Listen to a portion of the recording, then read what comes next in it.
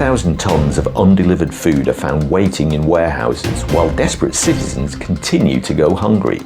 And accusations of corruption fly both ways in the battle for control of aid supplies.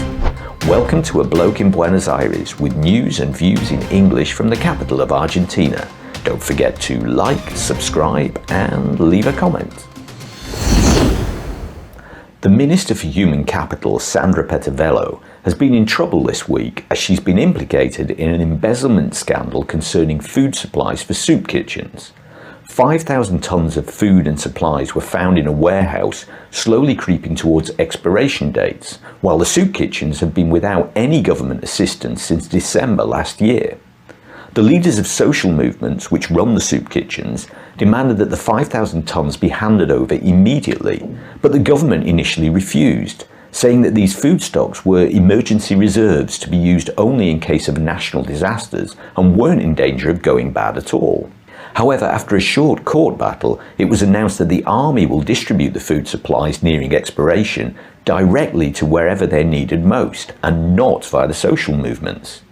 An investigation has begun into what exactly happened and who is responsible, and one junior minister has already been fired. But for the left-wing social movements, that isn't enough. They want Sandra Pettovello's head, and pressure is growing on the minister to resign.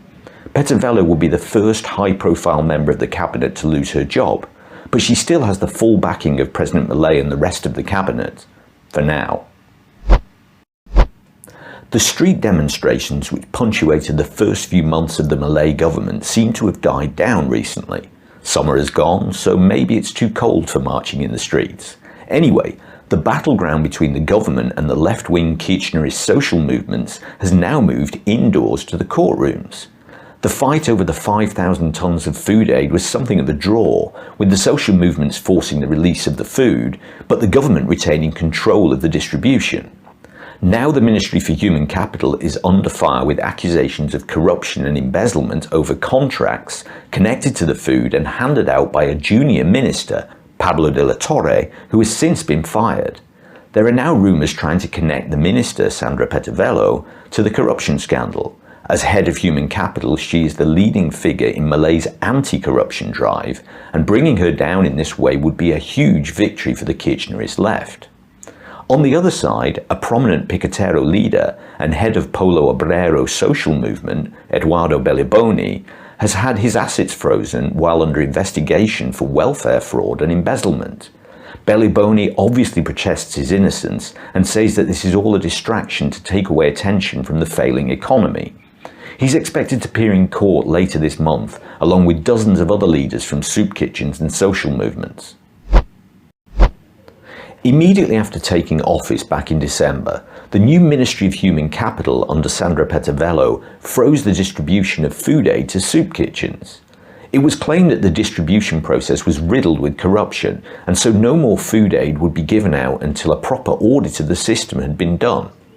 The auditing process has been very slow, and 6 months on, the desperately needed aid still hasn't arrived. Unemployment and poverty are rising, and the need for soup kitchens is growing, while they're having to survive as best they can on public donations. The management of the soup kitchens is mostly in the hands of the large left-wing social movements.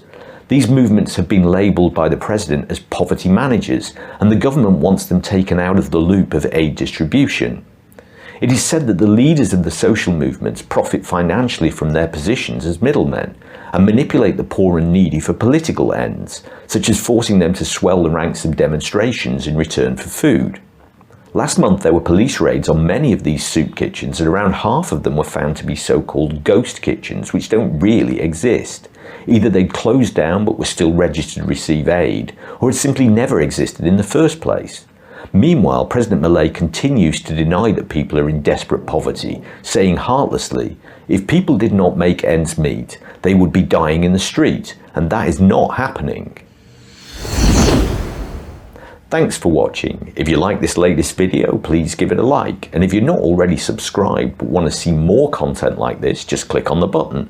If you want to support the channel, you can buy me a coffee in the link below, and until next time, que tengas un buen día.